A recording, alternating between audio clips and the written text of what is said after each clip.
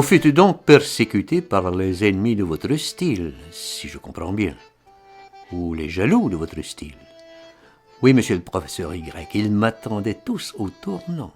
Je me suis donné, pour ainsi dire. Et vous êtes l'inventeur d'un style, vous le prétendez, vous le maintenez? Oui, monsieur le professeur Y, d'une toute petite invention, pratique, comme le bouton de colle à bascule, comme le pignon double pour vélo. Vous vous minimisez d'un coup. Oh non, rien de plus, rien de moins. Il n'y a jamais de grandes inventions, d'abord, et d'une, jamais que des petites. Professeur Y, la nature ne donne, croyez-moi, que très rarissimement la faculté inventive à un homme. Et encore, alors, elle se montre foutrement chiche. Tous ceux qui s'en vont bêlants, qu'ils se sentent tout bourrés d'inventions, sont autant de sacrés farceurs, aliénés ou pas. Vous remarquerez qu'en fait d'invention, pour parler que d'un géant de l'espèce, Lavoisier a simplement mis des chiffres sur quantité de corps naturels qu'on connaissait bien avant lui. Pasteur, pour son compte, n'a fait que donner des noms à tout ce qu'il voyait de plus petit sous sa lunette. La belle histoire. Oui, mais dans le monde des arts, rien ne se passe strictement. La preuve, votre trouvaille émotive. Trouvaille? Que vous dites? Oh, monsieur le professeur Y, les exposants et les médailles d'or du Grand Salon de 1862 n'étaient pas non plus convaincus des mérites des impressionnistes. Et le public, alors, d'un sceptique, le public a jamais pensé pour son compte qu'à les pendre, les impressionnistes. Et si l'empereur Napoléon n'était pas intervenu, ils y passaient.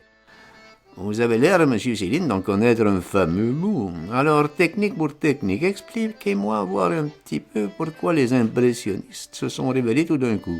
Pourquoi ils ont cessé de peindre tout d'un coup en jour d'atelier? Parce qu'ils avaient vu des photos, qu'on venait de découvrir la photo. Les impressionnistes ont très justement réagi devant la photo. Ils n'ont pas cherché à concurrencer la photo. Pas si stupide. Ils se sont cherchés un petit grondé, ils ont inventé un petit truc que la photo pourrait pas leur secouer. Pas tant le plein air comme on prétend, pas si con, mais le rendu du plein air. Là, vraiment, ils ne risquaient plus rien. La photo est pas émotive, jamais. Elle est figée, elle est frigide. Comme le cinéma, avec le temps, elle tourne grotesque. Comme le cinéma, forcément. Que grotesque. Elle peut que ça. N'empêche, n'est-ce pas, que votre Van Gogh n'a jamais pu vendre une seule toile. De colère, il me donnait Van Gogh. Oui, mais regardez à présent s'il est estimé, Van Gogh, plus que les lingots, s'ils font des feux aux enchères les tableaux qu'il ne pouvait pas vendre. Oui, mais il est mort, votre Van Gogh, dans des conditions bien honteuses. Mais les galeries se sont régalées et les amateurs culbutent en cascade. C'est mieux que du Suez, du Van Gogh. Vous trouverez pas de meilleur placement. Que lui soit mort de folie, c'est publicitaire. Et alors, il n'y a guère que deux espèces d'hommes, ou que ce soit dans quoi que ce soit. Les travailleurs et les macros. C'est tout l'un, tout l'autre. Et les inventeurs sont les pires espèces de boulots, damnés. L'écrivain qui se met pas brochet, tranquillement plagiaire, qui cromote pas, est un homme perdu. Il a la haine du monde entier. On n'entend de lui qu'une seule chose, qu'il crève pour lui secouer tous ces trucs. Le plagiaire, le frauduleux, au contraire, rassure le monde. Il est jamais si fier que ça, le plagiaire. Il dépend entièrement du monde. On peut lui rappeler pour un oui ou un non qu'il est jamais qu'un Jean Foutre. Vous saisissez? Je peux pas vous dire, moi, en personne, combien de fois on m'a copié, transcrit, carambouillé. Un beurre. Et fatalement, bien entendu, par les pires qui me calomniaient, harcelaient, les bourreaux, ils me pendent. Ça va de soi. Et depuis que le monde est monde.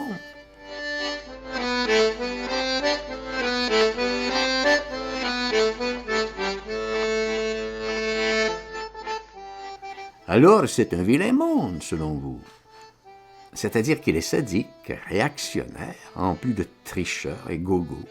Il va au faux, naturellement. Il aime que le faux. Les étiquettes, les parties, les latitudes, il ne change rien. Il lui faut son faux, son chromo, en tout, partout. S'il s'occupe de Van Gogh maintenant, c'est pour la valeur qu'il a pris et parce que le dur baisse. Les écrivains, n'est-ce pas, leurs livres prennent pas de valeur en vieillissant. Les écrivains, je vous le racontais, n'ont pas réagi devant le cinéma. Ils ont fait mine de gens convenables qui ne devaient pas s'apercevoir, comme si, n'est-ce pas, dans un salon, une jeune fille avait louffé. Ils ont enchaîné, mine de rien, tartiné de plus belle. Ils ont redoublé de beau style, de périodes, de phrases bien filées, selon la même vieille recette qu'ils tenaient des jésuites. Amalgamés d'Anatole France, de Voltaire, de René de Bourget, ils y ont seulement ajouté un peu beaucoup de pédérastie, des kilos de ficelles policières pour se rendre gidien comme il faut, freudien comme il faut, indique comme il faut, mais toujours en chromo tout ça, n'est-ce pas? Que des innovations conformistes. Engagées, bien sûr, et comment? Et jusqu'au scrotum, à 3, 4, 5, 6 parties absolument surprenantes. Mais pas sortant du chromo, du tonnerre de Dieu Saint-Sulpice, jamais. Fidèle, la formule. N'importe qui du lycée vous bâcle un Goncourt en 6 mois. Un bon passé politique, un bon éditeur et 2, 3 grands-mères un peu partout en Europe. Et c'est enlevé. Vous vous rabâchez, monsieur Céline. Oh, pas assez, jamais assez, la preuve. Vous avez rien compris. Faut que vous appreniez tout par cœur. Faites pas le malin, vous êtes obtus. Vous n'avez pas du tout compris l'essentiel de ce que je vous ai dit. Annonez. Répétez un peu avec moi. L'émotion ne se retrouve, et avec énormément de peine, que dans le parler. L'émotion ne se laisse capter que dans le parler et reproduire à travers l'écrit qu'au prix de peine, de 1000 patiences qu'un con comme vous soupçonne même pas. C'est net, hein? C'est net. Je vous expliquerai le truc plus tard.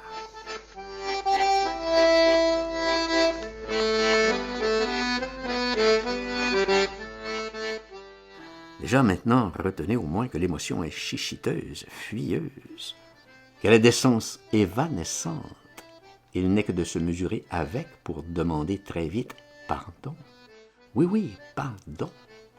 La rattrape pas qui veut, la garce. Que non. Des années de tapin acharné, bien austère, bien monacal, pour rattraper, et de la veine, un petit bout d'émotion vibrée, grand comme ça.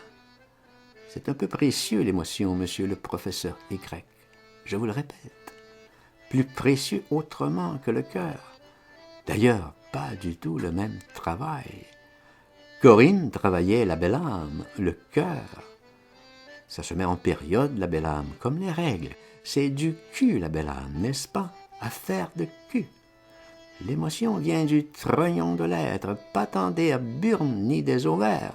Le travail sur l'émotion vous met l'artisan à l'épreuve, qu'il lui reste plus beaucoup à vivre. S'il s'engourre les goncourtiens, et tous les chromistes, petits et gros, et les grands rentiers de l'anarchie, s'ils se gardent tous de l'émotion comme de chier au lit, quand la façon émotive sera devenue publique, c'est fatal. Que l'Académie sera pleine de Crisby, ce sera la fin de l'émotion. Tous les travailleurs du chromo vous feront des portraits émotifs à 100 louis le point. Dans 100 ans, mettons, ils auront tous réfléchi. Pour moi, c'est tout réfléchi. Je suis étiqueté attentateur, violeur de la langue française. Voyou, même pas pédéraste, même pas repris de droit commun depuis 1932. Tous les libraires vous le diront, ils aimeraient mieux fermer boutique que d'avoir même en réserve un seul exemplaire du Voyage. Et depuis 1932, j'ai encore aggravé mon cas. Je suis devenu, en plus de violeur, traître, génocide, homme des neiges, l'homme dont il ne faut même pas parler. Oh, mais qu'on peut bien dépouiller. Et comment? À zéro. De quoi il se plaindrait, Nib de Nib? Il n'existe pas, cet infâme. Il n'a jamais existé. On l'a assassiné de Noël, esplanade des Invalides, parce qu'il avait trop édité. Eh bien, moi, je suis mort avec, en principe. On m'a hérité, c'est normal, pillé tous les sens. C'est pas naturel.